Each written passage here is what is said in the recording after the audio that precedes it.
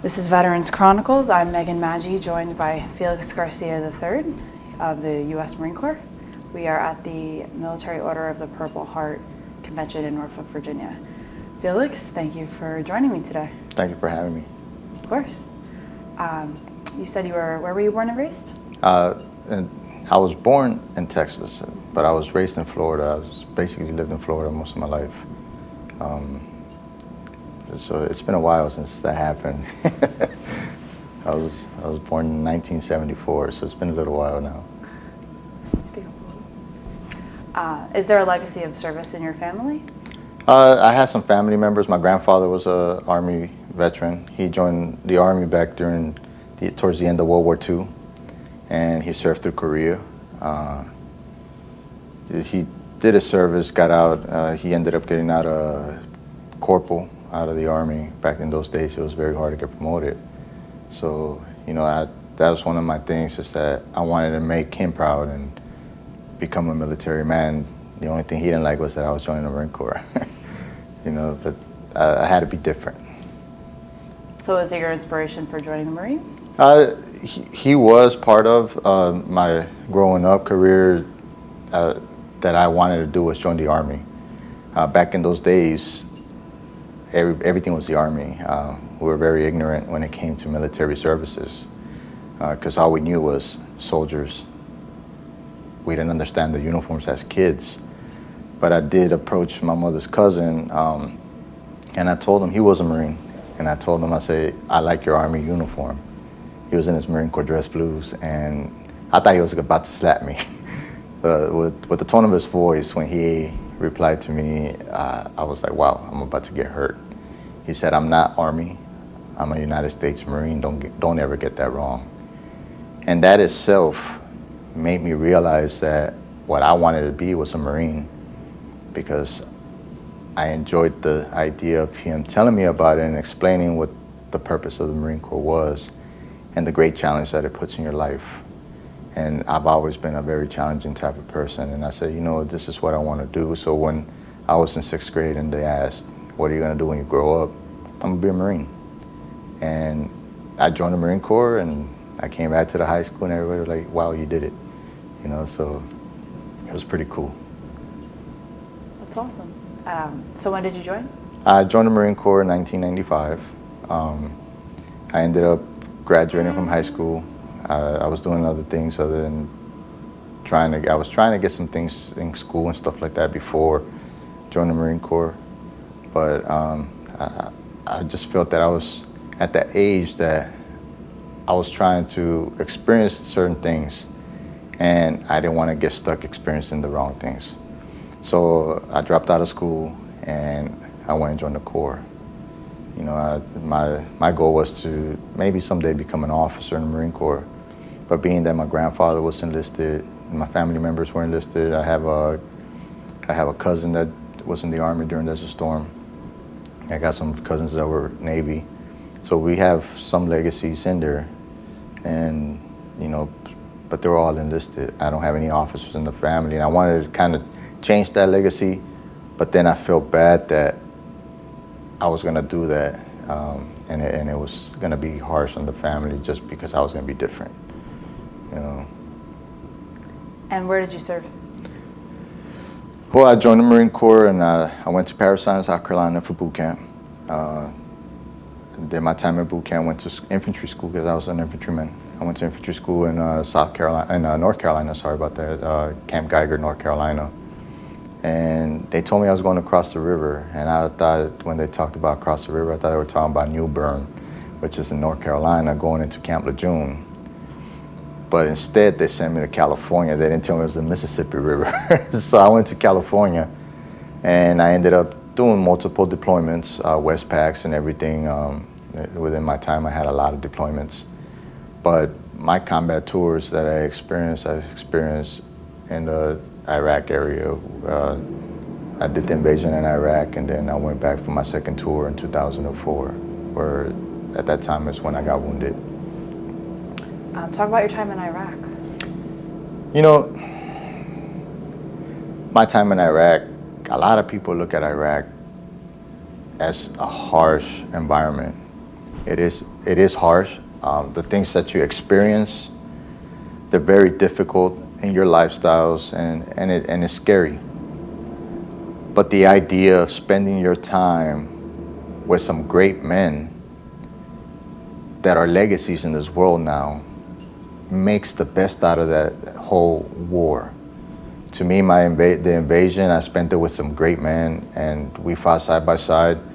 Some of the guys are gone. They got killed, and it's something that I would always remember. But it's something that would never change, because that's what made me who I am now.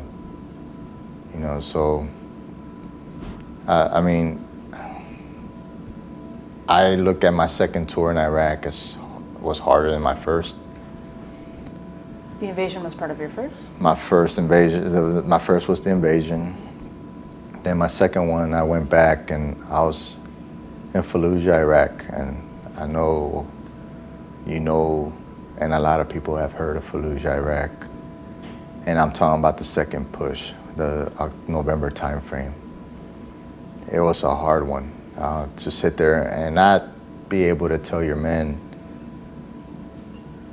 look, well, not telling them, but expressing to your men, telling them, look, gents, when we go into the city, ask yourself, when is it my time? When is it my turn? Don't ask if, you ask when. Your families, make them a favor, take the satellite phone, call your wives, call your moms, call whoever you want to call. You have a 15-minute phone call to call more than your wife, your mom, if you want, and tell them that you're going to be away on a mission for a while. And that was a hard thing to do, having to sit there and make those calls. But we knew where we were going as leadership. They knew where they were going as troops, but they didn't know what the outcome was going to be. None of us did. But in my platoon, when I went back to Iraq on my second tour, it was only 3 of us that were combat veterans. Everybody else was brand new. So then you understand the weight that was put on our shoulders to sit there and hold a 42-man platoon, and only 3 of the guys are combat vets. And it was not all the leadership. Some of the leadership were. And it made it hard, because we only had a 4-month turnaround time to train our guys to go from being a young kid to a war machine and become somebody that unfortunately we have to become. And in this generation, in the civilian world, if you do something like that, you're an animal. But unfortunately, we as military people, as Marines, that's what we do. As Marines, we're sent to an environment not to sit there and police them. We're sent to the environment to demolish whatever is there that's a harm to us and to our nation and to our friends and brothers. So doing that, it made it very hard. Having to sit there and go into places, homes, going on door to door, kicking in doors, clearing the houses, not knowing what's on the other side of the door. It was difficult. So. You were wounded during your second tour, correct? Yes, ma'am. Would you like to talk about that? I got wounded August 22nd, 2004, in this small town by the name of Al Karma, which was in the Anbar province of Fallujah. Basically, it's outside of Fallujah, Iraq. We have been doing patrols. We have had little attacks, little firefights back and forth. And when I say little, RPGs, and to that extent, they were little to us. We had some IEDs that they set up on us. They blew up vehicles. They blew up stuff. Then they got smarter and they made some IEDs, and they put a gas tank, a little gas can with gel in it. So when it blew up, it became napalm. So it started melting your vehicles. It started changing a lot of things. But on August 22nd, we were given a pause to get put in a location on a 360, which at the time I was a squad leader, and I had my guys, my squad, which was it's basically a 13-man squad, including myself, and my corpsman, that's a 14-man squad. Well, we were told by our lieutenant to go and take this pause, and I asked him, I said, sir, what's the intelligence on this pause? What's it look like? And he said, oh, we're clear. So I had my men search it, but we weren't able to search too far down because we didn't have any detectors or anything like that. I had two of my Marines, Lance Corporal Rodriguez and Lance Corporal Kim at the time. But no, yeah, they were Lance Corporals at the time. I sat them down on a position to do a 360. And I was right by him.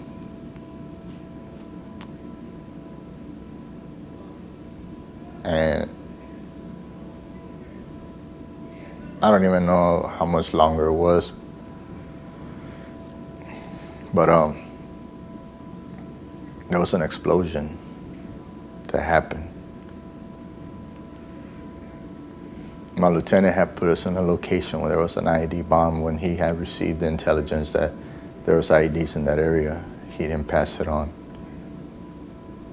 Lance Corporal Kim took a piece of shrapnel that hit him in the head, went through, Rodriguez got some shrapnel. I got wounded. I don't even know what happened at all. I don't recall what happened. But I got medevaced out. I was gone for 30-something days. I asked to stay there. I wanted to stay in country with my men. And I did. But when I got back, they're like, man, you called medevac, you did this. I don't remember doing anything. You took care of your Marines. I don't remember. I don't even know how I did it because I wasn't there. Mentally, I wasn't there. I was gone. I mean, I got blown up. I had shrapnel. I flew back. I don't know what happened after that. So I was gone, came back, and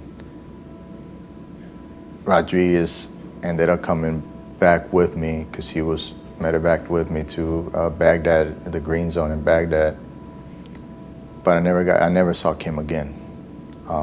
He didn't die, but I never saw him again. What I thought he had gotten killed. That's what I thought. It wasn't until I was medically retired, right, and I moved back to Florida, and I received a home in Texas from a military organization that gives homes to Purple Heart recipients. So I move, and I find out that this Kim guy that I thought was dead lives 8 minutes away from my house. So it was like, wow, that was amazing. Yeah. Wow. Wow.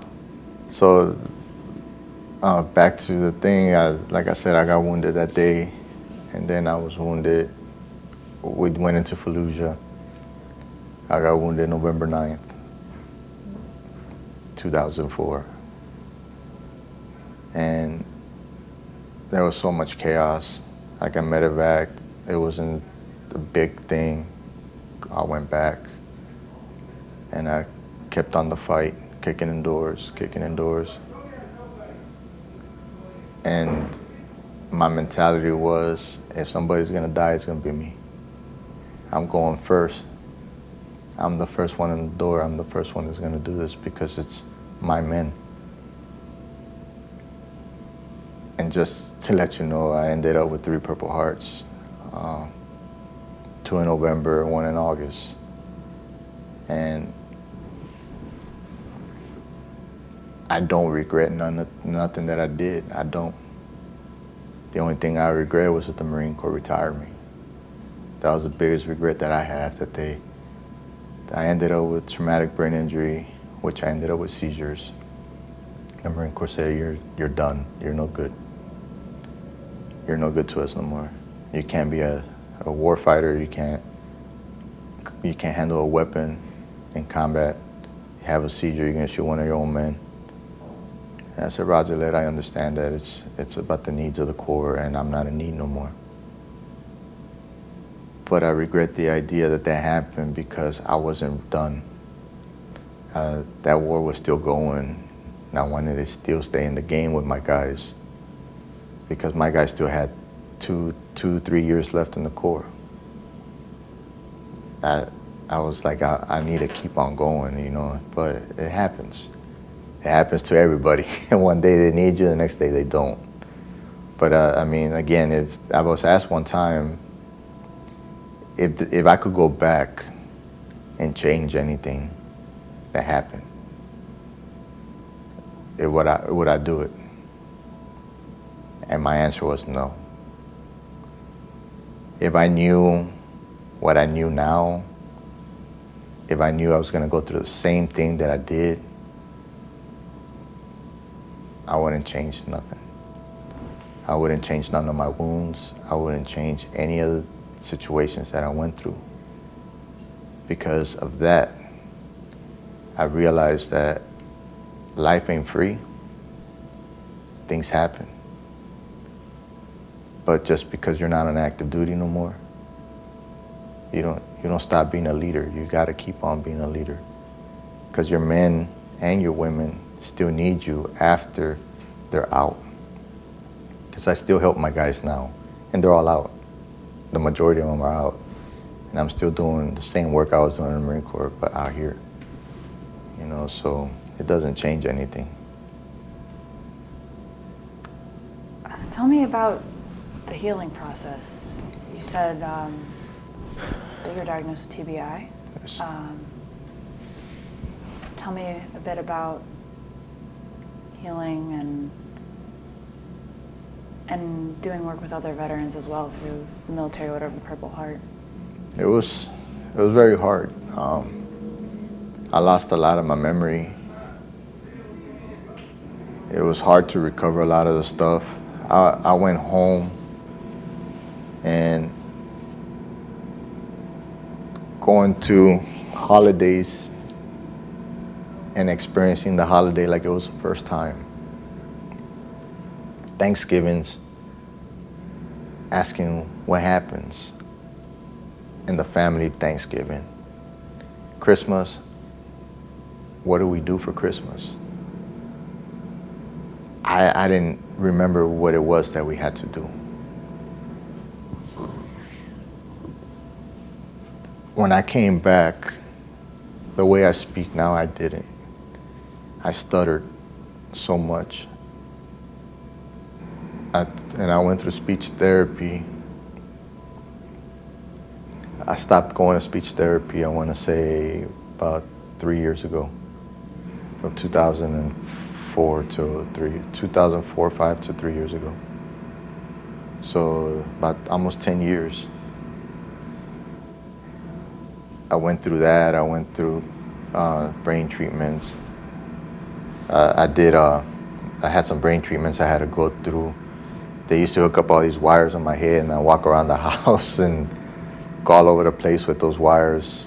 You know, my kids used to sit there and be like, "What's that on your head?" You know, they're like, "Hey, I'm just trying to be cool," you know, because I had this thing just hanging on like a big old set of wires that were wrapped up, and that's my long hair, you know. So, but it was very hard.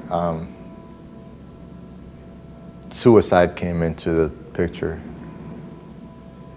I was done. The only thing that kept me alive was my family. If I didn't have a family, I don't think we'd be doing this interview at all, to be honest with you. Because it gets tiring to sit there and having people drive you around, because I was told you can't drive. So basically, you go to a war that you're doing the things that you're supposed to do for your country, and it's a thing that we volunteer to do.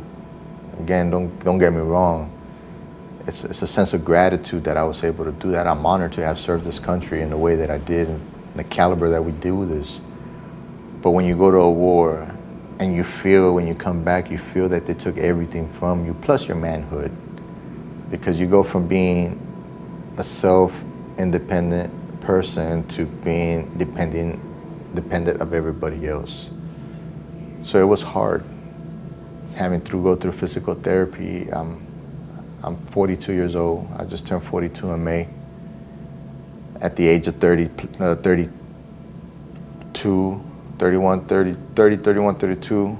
I had a walker. I was on a walker, cane.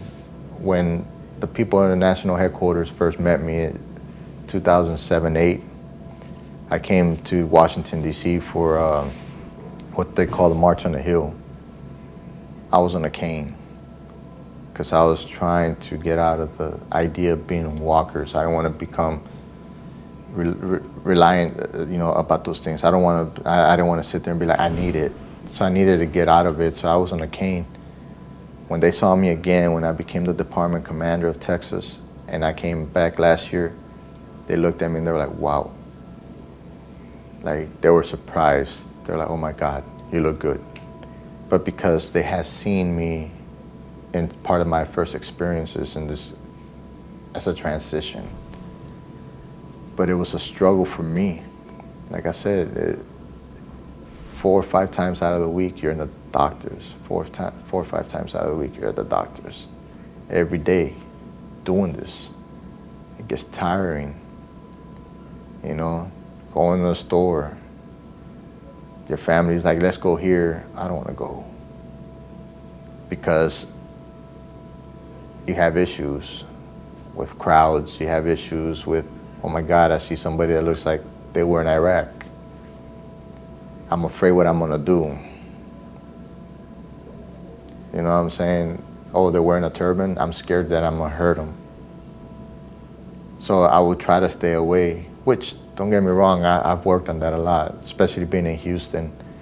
It's a very diverse city. You have a lot of people that come from the Middle East. And I've worked on that a lot. I have some friends that are from the Middle East, and the time and the effort and the pressure that it took for me to become a friend with these people made it all worthwhile, because I was like, wow, they taught me some things. They educated me. The same way I'm educating people, they educated me. And I'm grateful for that, because I didn't want to be like that Vietnam vet that's struggling 40, 50 years down the road that has a problem with a Vietnamese person or a Chinese person because they look a certain way. And that's judgmental to me. I wasn't put here to judge people, but unfortunately we do because of our experiences and our trauma. So like I said, it's going through treatments, going through here, going through there, it just eventually got old. And I just wanted to end it and say, you know what, we'll stop here. Everybody will be happy. But my kids was the thing that told me, but who's really gonna be happy? Me. And I can't do that because I told myself, if I do it because I hit the wall, what takes that away from them from doing it when they hit the wall? It's easier because, my dad did it. And I didn't want that for them or for me. And, it worked out perfect. So. Felix, you've served our nation in more ways than one for some time. When you think about your service, what are you most proud of? About my service, the most thing I'm proud of is that I got to gained a big family. My service that I serving my country was a job. I could have worked at Kmart and I would have felt the same way. But it's what you make of it, the people that you gain, the things that you do. And I'm the proudest I've ever been was going to Fallujah, Iraq, serving in that city. and making the family that I made, yes, we came back, we had a memorial for 38 men. For 38 men. But it was the most beautiful memorial we ever had. Because you're not celebrating the memorial, you're celebrating what they've done, the life that they gave for this country. But at the end of the day, they died doing what they loved. And that's honorable. I've met some of my parents that my Marines got killed, and I met their parents. And for me to sit down and do that this early on was stressful, but that closed their chapter, which I feel good about doing. And they thanked me, and we talk. They call me, I call them, and they said, we lost one son, but we gained 42 other kids. So it's big. That's what I'm more grateful and more honored about have done in the military. Is the families that you gain, the families, the friends, the brothers, and then here. I mean, I could call a Vietnam vet, a Korean veteran, a brother, because I have a say-so, and there's always been a say-so, is that if we shed blood together, forever we'll be brothers. So nobody could ever take that away from you. Nobody. They could take everything, but they can't take that. You know, so again, I enjoyed it. I had a great time. I'm blessed. Felix, thank you for talking with me today. Thank you for your service. And it's been an honor talking with you. I'm joined today by Felix Garcia III, U.S. Marine, at the Military Order of the Purple Heart Convention in Norfolk, Virginia. I'm Megan Maggi. This is Veterans Chronicles.